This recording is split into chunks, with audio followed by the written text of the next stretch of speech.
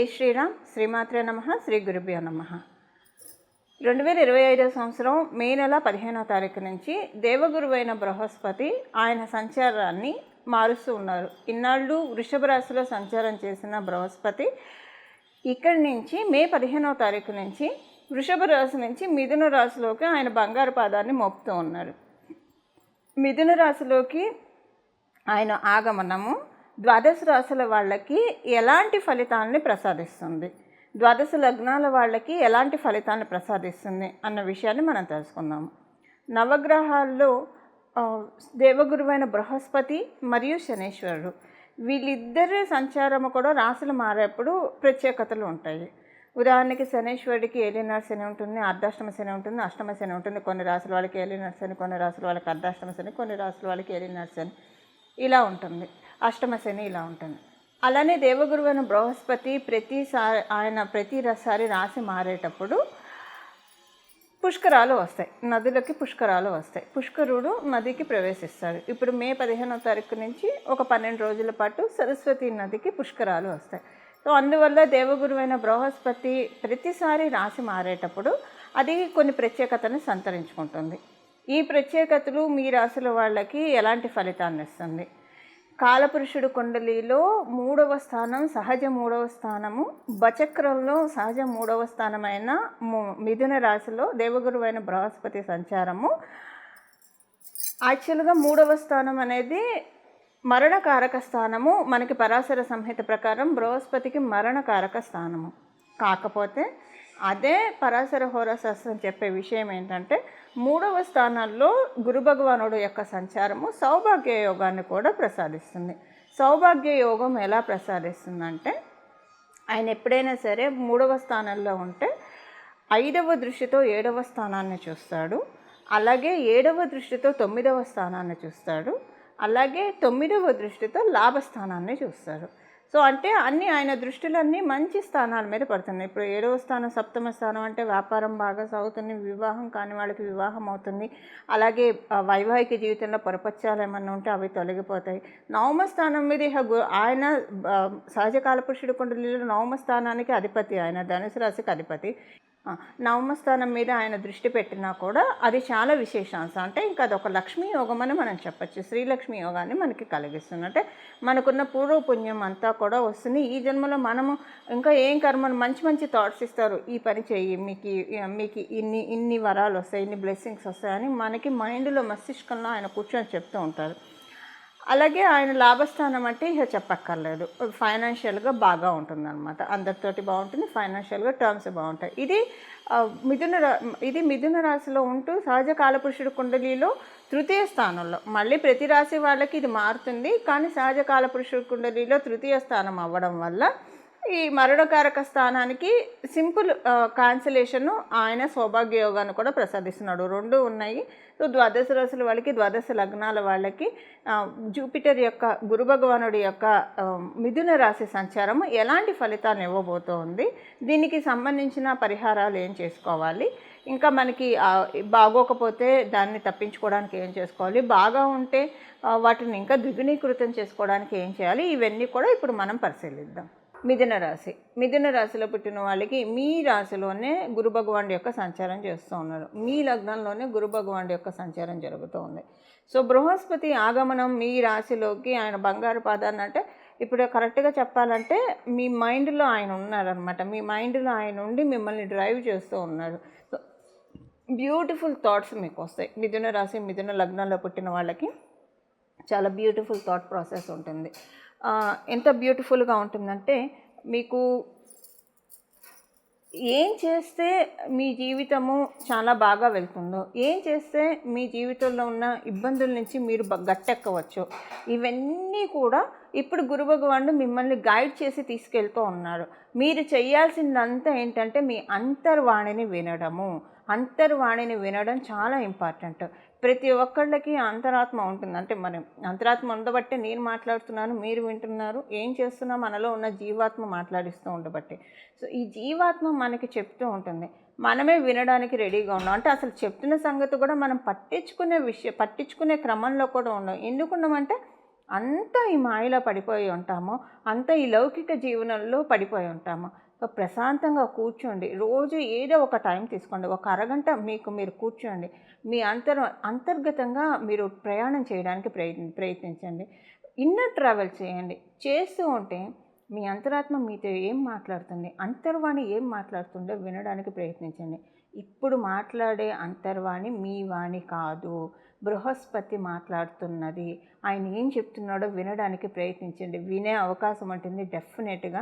ఒకరోజు ఫస్ట్ రోజు ఉండకపోవచ్చు, సెకండ్ రోజు ఉండకపోవచ్చు, థర్డ్ రోజు ఉండకపోవచ్చు, మూడో రోజు ఉండకపోవచ్చు, బట్ ఫోర్త్ డే నుంచి డెఫినెట్గా ఉంటుంది. మీరు కానీ కామ్గా కూర్చోవాలి, ఫోన్ చూడకూడదు, ఎవరితో మాట్లాడకూడదు, టీవీ చూడకూడదు, పేపర్ చూడకూడదు. Take time for your self.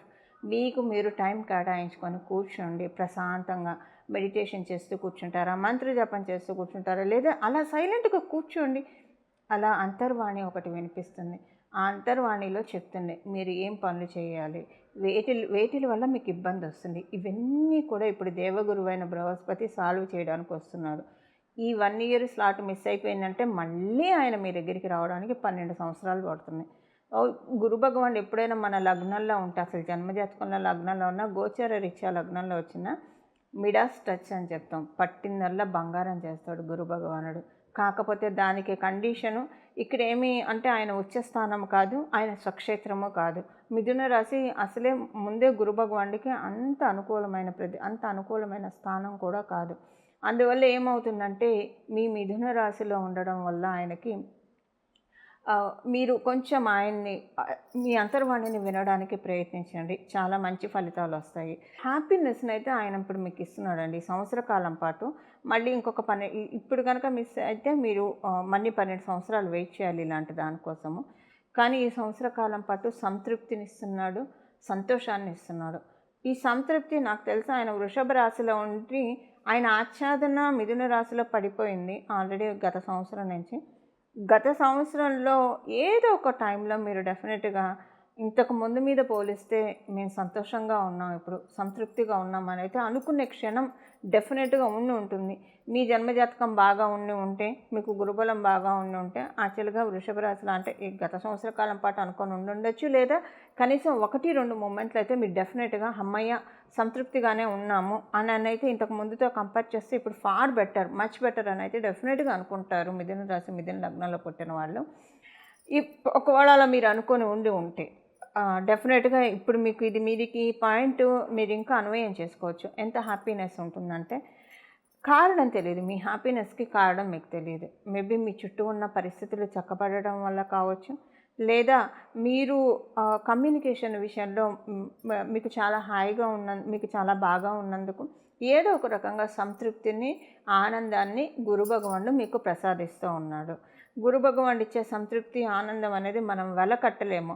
అంటే మనం నిజంగా ఎవరికైతే గురుబలం ఉంటుందో వాళ్ళకు వచ్చే సంతృప్తి కావచ్చు, వాళ్ళకు వచ్చే ఆనందం కావచ్చు, ఇంకెవరికంటే ఒక రకంగా చెప్పాలంటే దాన్ని మనం ఆత్మానందంగా కూడా పరిగణించవచ్చు. అసలైన సంతోషం ఏంటంటే ఆత్మానందం. సో ఇప్పుడు ఆత్మానందం మీరు ఎక్స్పీరియన్స్ చేయలేకపోయినా సంతోషాన్ని, సంతృప్తిని గురు భగవానుడు ప్రసాదిస్తూ ఉన్నాడు. పంచమ స్థానం మీద ఆయన పంచమ దృష్టితో చూస్తూ ఉన్నాడు మీ పంచమ స్థానాన్ని. మీ సంతానము అంటే జ్యేష్ఠ సంతానం పట్ల మీకు కొంత బాగుంటుంది. అంటే మీ జ్యేష్ఠ సంతానం అనే కాదు, సంతానం పట్ల కొన్ని అనుకూలతలు మీరు చూస్తారు. మీకు మీ సంతానానికి ఎఫెక్షన్ పెరుగుతుంది, వాళ్ళు మీతోటి టైం స్పెండ్ చేస్తారు. ఇది మీకు కొంత ఒక వయసు వచ్చిన పిల్లలు ఉంటే, మరీ చిన్న పిల్లలు అనుకోండి, వాళ్ళ ఆరోగ్యంలో ఏమైనా ఇబ్బందులు ఉంటే ఆరోగ్య ఇబ్బందులు తొలగిపోతాయి. అలాగే వాళ్ళు ఏదైనా సరిగ్గా చదువుకోవట్లేదు, ఉదాహరణకి 10th క్లాస్ లోపల అని మనం అనుకున్నాం, సరిగ్గా చదువుకోవట్లేదు, వీళ్ళు ఏం చదువుకుంటారు అన్న దిగులు బాగా ఉంటుంది. ఇప్పుడు ఈ దిగుల నుంచి మిమ్మల్ని బయటపడేస్తున్నాడు గురు భగవానుడు, మీకు హ్యాపీనెస్ని ఇలా కలిగిస్తున్నాడు. ఉదాహరణకి కొంత 10th అయిపోయింది, ఇంటర్ అయిపోయింది, కొంత పెద్ద పిల్లలే అనుకోండి. అప్పుడు ఏంటంటే మీకు సంతానం మీతోటి బాగా అనుకూలంగా ఉంటుందంటే మోర్ దెన్ మీకు సంతానం కంటే ఒక ఫ్రెండ్ లాగా మీకు అనిపిస్తుంది. అలాంటిది ఉంది. మీరు మీ సంతానానికి సంబంధించిన వివాహ ప్రయత్నాలు ఏదైనా చేస్తూ ఉంటే ఈ వివాహ ప్రయత్నాలు సెటిల్ అవుతాయి. సంతానానికి సంబంధించిన చిక్కులు అంటే మీ సంతానము ఏదైనా అంటే ఏమంటారు, ఏదైనా ఇప్పుడు ఏవో ఒకటి తప్పులు దొర్లుతూ ఉంటాయి కదా, అలా ఏమన్నా అరే వీళ్ళు సరైన మార్గంలో లేరు, వీళ్ళు సరిగ్గా అన్ని మిస్టేక్స్ చేస్తున్నారు, సరిగ్గా చదువుకోవట్లేదు, వేళకు పడుకోవట్లేదు, వేళకు తినట్లేదు, ఇలా కంప్లైంట్స్ ఉంటే అలాంటి కంప్లైంట్స్ అన్నీ కూడా ఇప్పుడు మటమయం చేస్తూ ఉన్నారు. మీరు సంతానం కోసం ఎదురు చూస్తూ ఉంటే ఇది చాలా మంచి సమయం, సంతాన సాఫల్యత కలుగుతుంది. అలాగే మీకు అసలు మీ కోరికలు కూడా నెరవేరే శుభ సమయం గురు భగవానుడి యొక్క శుభదృష్టి వీక్షణం వల్ల మీ పంచమ స్థానం మీద. అలాగే ఎక్కువగా మీరు అమ్మవారితో కనెక్ట్ అవుతారు. ఏదో ఒక మీరు అనుకోకుండా ఒక అమ్మవారి ఆలయానికి దర్శనానికి వెళ్తారు. సడన్గా ఆల్ ఆఫ్ ఏ సడన్ అది ఇప్పటివరకు మీరు వెళ్ళని ఆలయం అవుతుంది. ఆల్ ఆఫ్ ఏ సడన్ మీరు వెళ్తారు. అక్కడికి వెళ్ళిన దగ్గర నుంచి మీకు చాలా పాజిటివ్గా అనిపిస్తుంది, చాలా పాజిటివ్ ఎనర్జీస్ వస్తాయి. మీరు వెళ్ళేది ఆ దేవాలయానికి మామూలుగా కాదు, ఎప్పుడు వెళ్ళే దేవాలయాలు వేరు, ఇప్పుడు వెళ్ళే దేవాలయం వేరు. కానీ ఇది మీరు ప్లాన్ చేసుకోరు, అన్ప్లాన్డ్గానే వెళ్తారు. అక్కడికి వెళ్ళిన దగ్గర నుంచి అక్కడ అమ్మవారు ఆరా మీరు తీసుకుంటారు. అమ్మవారి యొక్క శక్తిని మీరు తీసుకొని మూట కట్టుకొని ఇంటికి వచ్చారా అన్నట్లు మీకు చాలా మంచి టర్నింగ్స్ అనేవి లైఫ్లో ఉంటాయి. కాంపిటేటివ్ ఎగ్జామ్స్ రాసే వాళ్ళకి కాంపిటేటివ్ సక్సెస్ చాలా చక్కగా ఉంది. అలాగే మీరు వివాహ ప్రయత్నాలు చేస్తూ ఉంటే వివాహ ప్రయత్నాలు అనేది కూడా చక్కగా సఫలీకృతం అవుతాయి. వ్యాపారస్తులకి చాలా చక్కటి శుభ సమయము. వ్యాపారంలో మంచి మార్పులు అయితే మీరు చూస్తారు, ప్రోగ్రెస్. ఎందుకంటే మీకు సప్తమ స్థానం ధనురాశి అయింది. ధనురాశికి అధిపతి అయిన బృహస్పతి ధనురాశిని సప్తమ స్థానంలో చూడడం వల్ల వ్యాపారస్తులకి డెఫినెట్గా ఒక ఊరట అయితే ఉంటుంది. అమ్మయ్య అని ఊపిరి పీల్చుకునే విధంగా సిచ్యువేషన్స్ ఉంటాయి. హ్యాపీగా ఆనందంగా వెళ్తుంది వ్యాపారస్తులకి. ఉద్యోగస్తులకి కూడా మంచి శుభ సమయము. ఉద్యోగస్తులు మీరు ఏమైనా ట్రాన్స్ఫర్ కోసం, బదిలీల కోసం ప్రయత్నిస్తూ ఉంటే, లేదా మీరు జాబ్ చేంజ్ కోసం ప్రయత్నిస్తూ ఉన్నా, వీటన్నిటికీ కూడా గురు భగవానుడు కర్టెన్ రైజర్ లాగా అవకాశాన్ని మీకు ప్రసాదిస్తూ ఉన్నారు. సో మీకు ఇవన్నీ కూడా మీకు సఫలీకృతం అవుతాయి. దాంతోపాటు ఏంటంటే మీకు ఏవైనా ఇబ్బందులు ఉంటే కనుక, వృత్తి వ్యాపారాల్లో ఏమైనా ఇబ్బందులు ఉంటే కనుక వాటన్నిటిని అధిగమించడానికి చక్కటి అవకాశాన్ని కలిగిస్తూ ఉన్నారు. అలాగే ఇంకొకటి ఏంటంటే కొన్ని అదృష్టకరమైన సంఘటనలు మీరు చూస్తారు. అదృష్టకరమైన సంఘటనలు అంటే మీకు ఏ విషయాల్లో ఉంటుందంటే మ్యాక్సిమం మీకు తండ్రి గారు ఉంటే మీ తండ్రి గారితో మీకు ఏమైనా మనస్పర్ధలు ఉంటే అవి తొలగిపోతాయి. తండ్రి తరఫు నుంచి కావచ్చు, లేదా పెద్దల నుంచి ఏవైనా వంశపారంపర్యంగా రావాల్సిన ఆస్తిపాస్తులు ఏవైనా పెండింగ్లో ఉంటే కనుక అవన్నీ ఇప్పుడు రిలీజ్ అవుతాయి మీకు. అలానే మీ ఆస్తిపాస్తులు ఏమైనా కోర్టు కేసుల్లో ఉంటే వాటికి ఇప్పుడు మీకు ఫేవరబుల్గా వర్డిక్ట్ వస్తుంది. సో మీరు సంతోషంగా ఉండే విధంగా వస్తుంది. ఇవి అయితే ఇప్పుడు పెద్దల నుంచి వచ్చే ఆస్తి ఏం లేదు, లేదా మా ఆస్తి ఎలాంటి కోర్టు కేసులు ఇలాంటివి ఏం లేవు అని అనుకుంటే, అంటే ఆస్తికి సంబంధించిన విషయాల్లో కొన్ని మార్పులు చూస్తారు. ఈ మార్పులు ఇప్పుడు మీ జన్మజాతకం సహకారంగా ఉంటే మీకు చాలా అనుకూలంగా అనిపిస్తుంది. సపోజ్ మీ జన్మజాతకం ఇప్పుడు ఆస్తిపరమైన విషయాల్లో సహకారంగా లేకపోతే మార్పు అయితే మీకు నచ్చదు, చాలా బాధ అనిపిస్తూ ఉంటుంది. ఈ మార్పు ఎందుకు వచ్చింది ఈ ఆస్తిపాస్తుల విషయంలో అని అనుకుంటారు. అసలు మీకు ఇష్టం లేకుండానే చేస్తారు, కానీ ఆ తర్వాత మీకు బాగా ఉంటుంది. ఉదాహరణకి మీరు ఏదైనా ఇల్లు అమ్ముదామని అనుకుంటూ ఉన్నారు, అంటే మీరు అనుకుంటూ ఉన్నారు, మీ ఇంట్లో వాళ్ళు వద్దంటున్నారు. సో వాళ్ళు మాట వినేసేసి మీరు ఆగిపోతే అది చాలా ప్రశాంతంగా అనిపిస్తుంది మీకంటే ఇది ఉంచుకోవడం వల్ల నాకు ఎంత బాగుందో అనిపిస్తుంది.